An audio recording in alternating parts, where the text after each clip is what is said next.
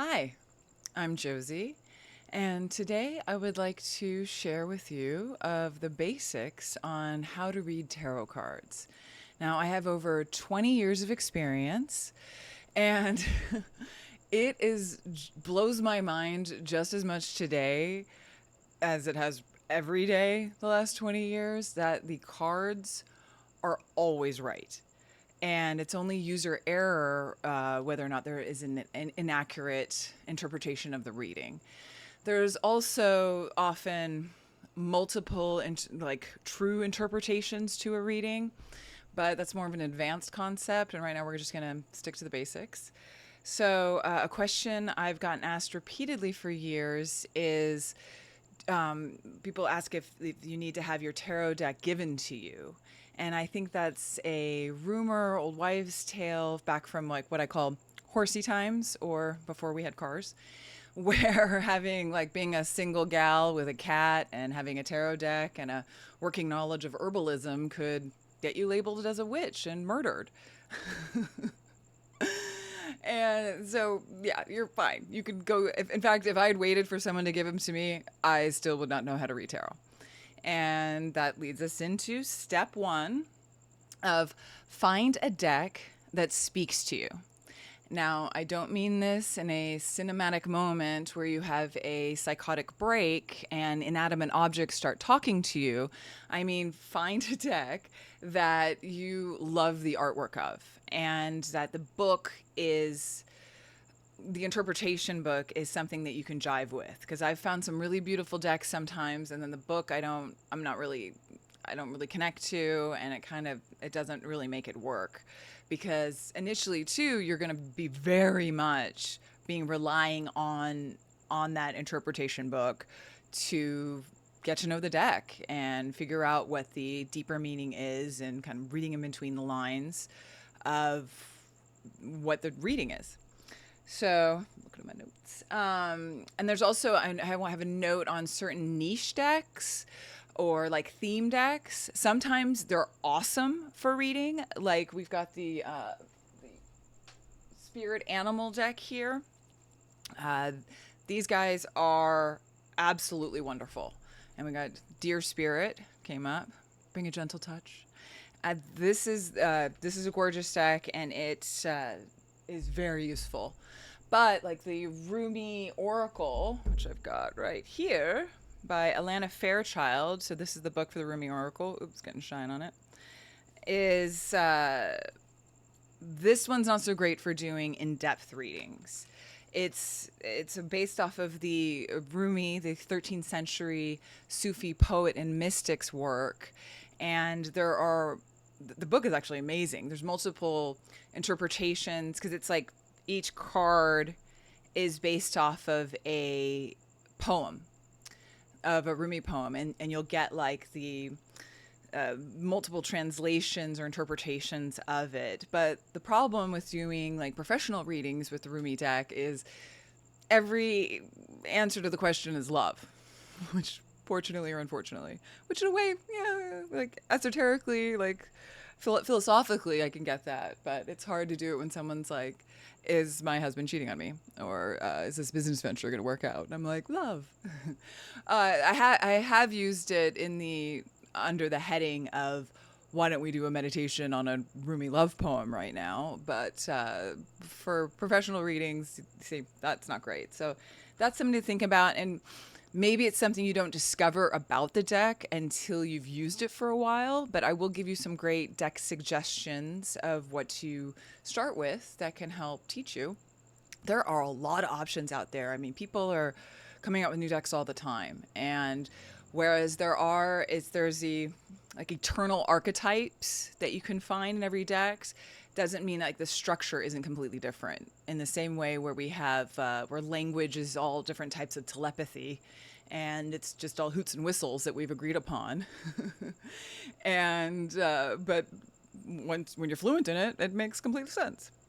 There we go. And that does lead me to the decks that I do use. So we've got and I always use them in this order. One of my favorite decks, and this is a great deck to learn on, it's called the Druid Craft Tarot, I'm trying to get less shine on it.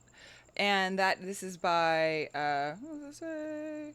Stephanie Carr Gum and illustrated by Will Worthington. And this is based off of Druidic and Celtic origins, but it is more of the traditional Rider Waite. It has reversals, so that came up reversed. Because kind of every time it's technically a reading. That is the communication card being blocked, and we do have a lot of things in retrograde right now. And I'm also trying to clear a blockage by teaching people to fish in terms of reading tarot. But that's a great deck. There's also the Fairy Oracle by Brian Froud. And this deck I love so much. I mean, I love all of them. Who am I kidding? We got Micklemuckle for the card that I pulled. Mirror. There we go. And that's a playful card. Again, reversed. So we got to get more joy going on, more playfulness. And so this deck has the same archetypes, but again, it's a different structure. So it kind of anthropomorphizes those archetypes into different fairy cards. And if you've ever seen the Dark Crystal or Labyrinth, Brian Froud was the production designer. And then he started painting fairies because he was seeing them. And it's super cool. That's another good deck. A more recent deck that I've gotten is called the Akashic Tarot.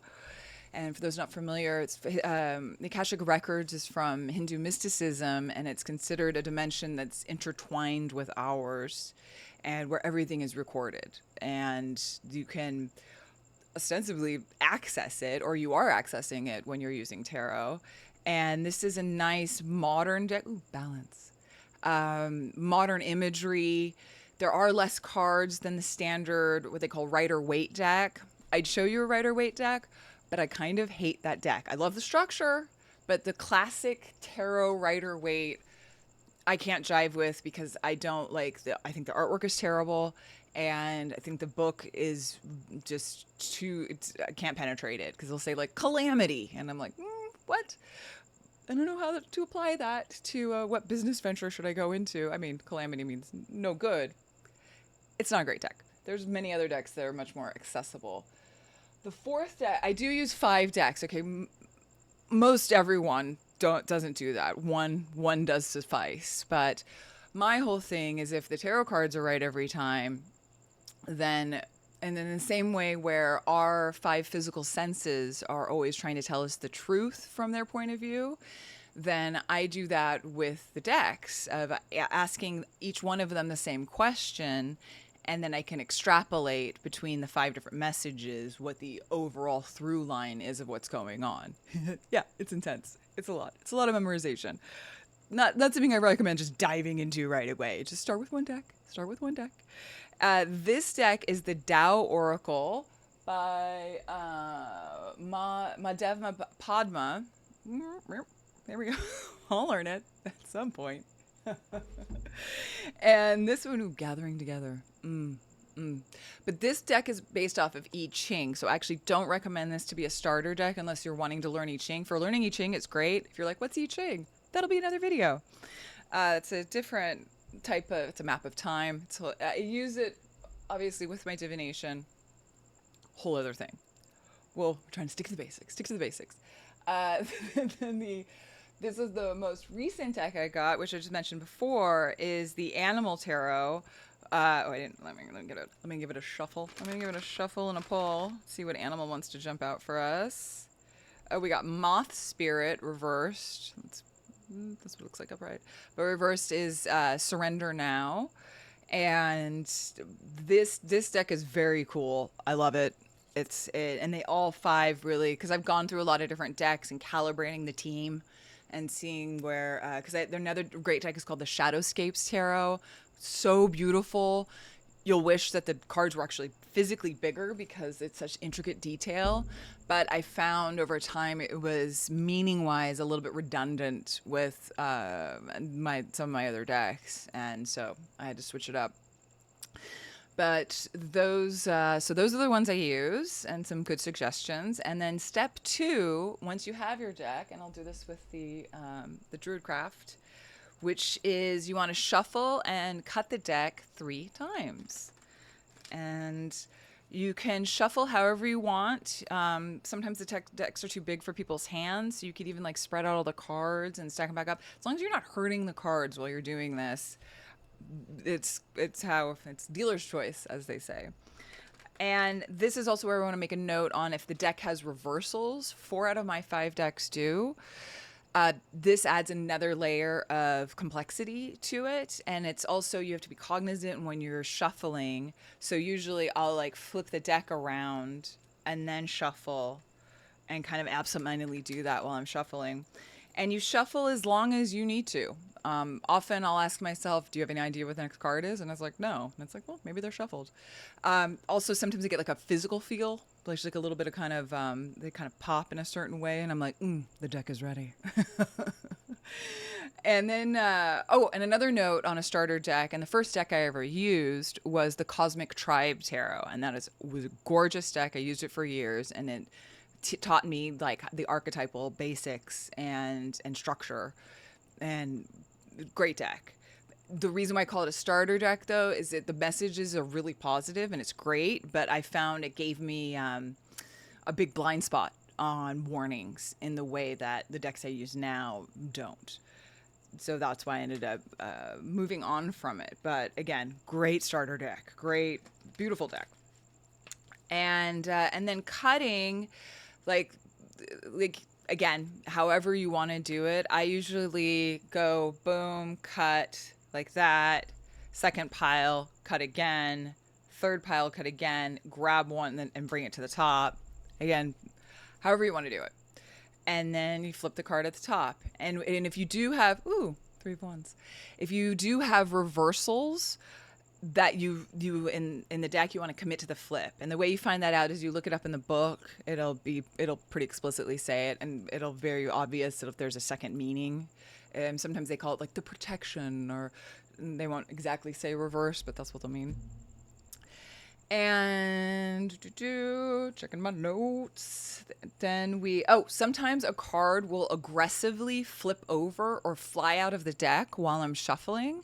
And if that card comes out, and if it's just one card and it comes out upright, I take that as a clue of the reading is starting now. And I just skip cutting. I take it from there and then go off of the top from there. And you just go with the cosmos on that one. And there's also, you can fan out the deck, like pick a card, any card kind of move. Ooh, bumped that mic. That's good for picking 1 or 2 cards, but it gets unwieldy when you're trying to do a larger reading. So it's better to have a full stack, and then you can just go from there. And it's, but yeah, for like larger spreads. And when I say spreads, I mean like, because you need to set the intention of what you want for the deck. You could just be like, oh, generally, what's my deal today? What's the theme of the day? Which is what I recommend. That'll be step 3 of how to get started. But when you're doing, well, we'll get there. Okay. Step 3 is the obvious secret to developing a skill. You practice. You gotta practice. And that's where I would say pull 1 card a day. Just start it like in the morning, whenever the morning is for you. The morning is noon for me, so no shame on what you consider the morning. And you so you'll flip the card and then be like, okay, that's the theme of today, and the kind of the thing to think about when you have idle thoughts. And then as you get comfortable with that, and as you're getting to know the deck, you start to create larger spreads or readings. So a simple romantic 3-card spread would be, how does this person see me? Where do they want the relationship to go? And the third placement would be, what's my best action with them? And so for you, with one deck, that would be 3 cards, 3 placements and 3 cards. If I'm using all 5 of my decks, that's still 3 placements, but it ends up being 15 cards because it's 5 cards per answer, to explain how that goes. And plowing through. Okay, now we got some warnings though about working with tarot, because I consider tarot as energetically powerful as working with a table saw or a blowtorch. It can be dangerous and harmful to you if you don't treat it with respect. But if you treat it with respect and ooh, doop, doop, put those goggles on, you'll be fine. Just a well-oiled machine over here. And gesturing wildly. So the first one would be avoiding lose-lose situations with tarot. And what I mean by that is, say you're into someone romantically who is in a relationship with someone else. Now, it's a lose-lose situation and it's also a privacy violation to read on their relationship. Because think about it, like if their relationship is going well, you're going to be bummed. And if it's going poorly, you're going to be happy. And this is someone you're supposed to like that's messed up. And it's none of your business, their relationship. However, your relationship with anyone, I consider fair game. I also consider it fair game to like ping someone's soul, because with the interconnectedness of everything, you can do that. You don't have to actually have met someone to get a message from them. And it's really cool, actually, because as you start to do this and do readings on people, you'll start to see their voice in the reading, which is awesome. And it cuts through all the BS. Like there's cards that'll tell you when someone's lying, or I mean, it's so cool. And this is why I want to share this, because I would love for everyone to do this, because it also is a real like petri dish of growth for yourself and a huge ego smackdown. And I just feel like the practice of tarot makes you a more evolved person. And so there's that. And then there's another trap of looking into the future, because there is that saying, it's in the cards, which that's real. But when you're going too far into the future, it turns into another lose-lose situation. Because again, think about it. If it's something glowing and something wonderful in the future, your ego is going to be like, well, I don't have to do anything, because you know what's happening to me later? Amazing. Winning constantly. Not great. And then you probably won't do the things you need to do to meet life halfway to actually make that result happen. And so it won't happen. And also conversely, if it's something really negative coming up, then that's just going to deflate all your enthusiasm and just be like, well, what's the point? Why should I even try? And again, not helpful. So the most I'll do with a reading with people is I'll get like a heads up of like near future and what we're looking at right now and how it immediately applies to like the next step. That's kind of that I find, like anything beyond just the next step gets problematic, but the heads up can be helpful. And another warning too is, just because you're reading on something doesn't mean it's going to go how you want it to. That seems like common sense, but I've been caught up in the magic of how that tarot works and thinking, especially if you see something where it's like a negative thing and then you're like, oh, that'll blow over. I can see it now, so it's going to blow over. And it's like, yeah, you're very hopeful. And this is why recording your readings is a good idea.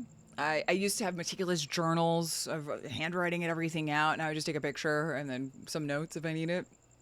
But that's good because because another thing that I've been asked about for years, or people tell me, is that they can't read for themselves. And so they don't even try. And I think that's a little bit of a cop-out. I think that who better to practice on? I mean, to buckle up for an ego smackdown, but that's where it starts to really develop, I think, your relationship. Because, fun fact, tarot is never going to get tired of you talking about the person you're into. You could, like, unlike your friends and family, where they're good for a while, and then, especially if you're younger and you're just like voracious, and tarot's got your back. Tarot will want to talk about it whenever you want to talk about it.